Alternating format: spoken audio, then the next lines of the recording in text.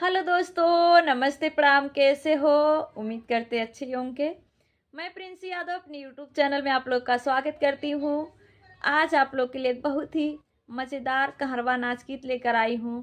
गीत कैसी लगेगी कमेंट में ज़रूर बताइएगा। चैनल को सब्सक्राइब कीजिएगा, वीडियो को शेयर कीजिएगा। एक नई पत्नी आई है शादी करके और उसका पति परदेश चला गया है, तो अपने पति को कैसे बुला रही है, लेकिन सास ननद जेठानी आने नहीं दे रही हैं उनको। तो चलिए गीत के माध्यम से सुनाते हैं, और अच्छा लगे तो लाइक शेयर कमेंट जरूर कीजिएगा। धन्यवाद।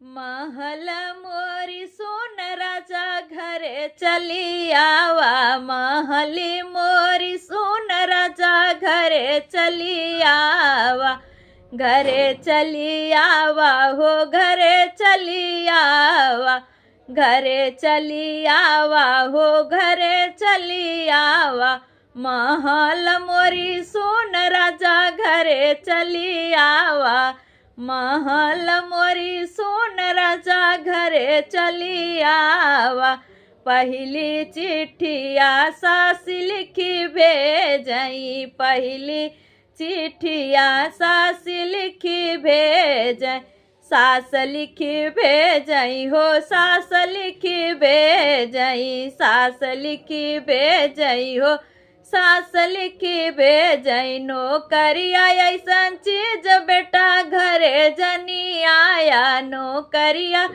ऐसन चीज बेटा घरे जनी आया, महल मोरी सोन राजा घरे चली आया, महल मोरी सोन राजा घरे चली आया, दूसरी चिट्ठिया जेठानी लिखी भेजई, दूसरी चिट्ठिया जेठानी लिखी भेजई, जेठान लिखी भेजई, जेठान लिखी भेजई, जेठानी लिखी भेजई, जेठान लिखी भेजई, शहर के सुख चैन देवर घरे जनी आया, शहर के सुख चैन देवर घरे जनी आया, महल मोरी सोन राजा घरे चली आवा, महल मोरी सोन राजा घरे चली आवा,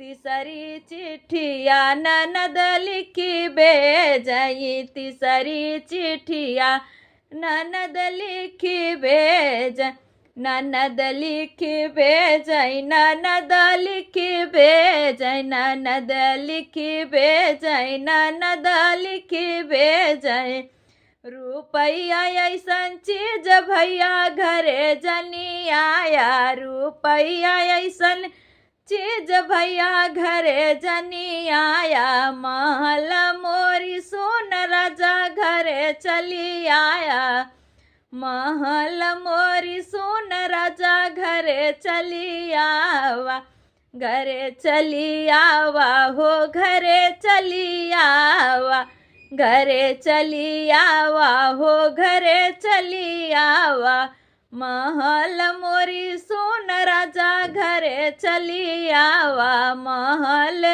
मोरी सोन राजा घरे चली आवा। गीत कैसी लगी कमेंट में ज़रूर बताइएगा।